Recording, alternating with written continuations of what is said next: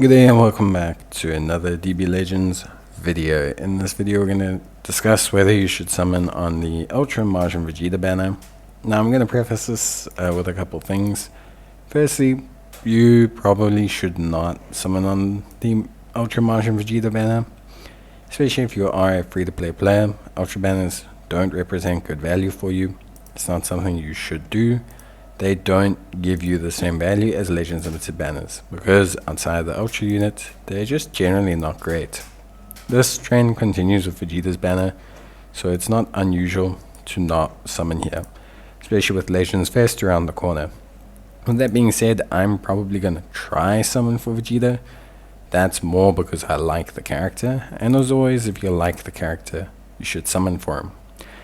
Now, in terms of Vegeta himself, he looks really good. I think Ultras are like the new Legends Limited, so they're appearing far more often. Basically, they are really good. They're definitely more game changing than Legends Limiteds. They introduce newer mechanics than Legends Limiteds.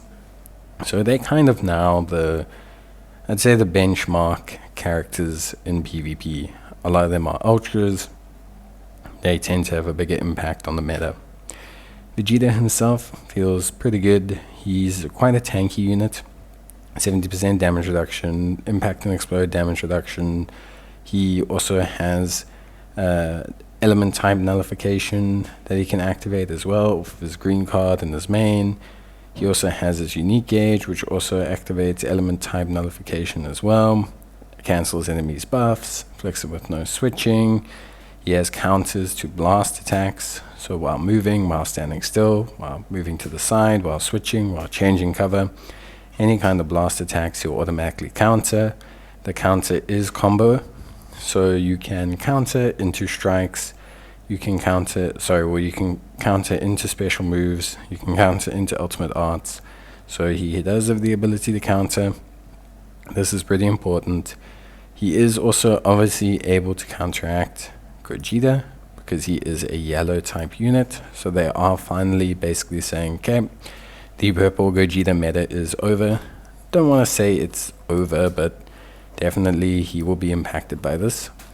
Vegeta himself, outside of that, unique gauge augments all of his special abilities. They do more damage, they nullify special action cover, they increase your ally substitution counters. Some of them reduce the key of enemies to 0. So they are really, really, really good and really strong.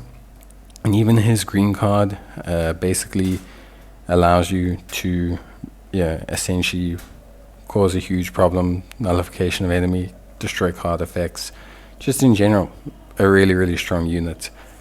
Obviously on the back of Turles, who was also a pretty strong Ultra release. It does seem like Ultras are just in nowadays.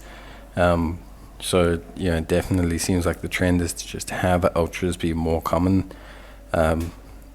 It's just how rarity works in these games. Once they introduce new rarities, become just more of a thing. The same happened in Dokkan with legendary units, who are now obviously far more common than they used to be.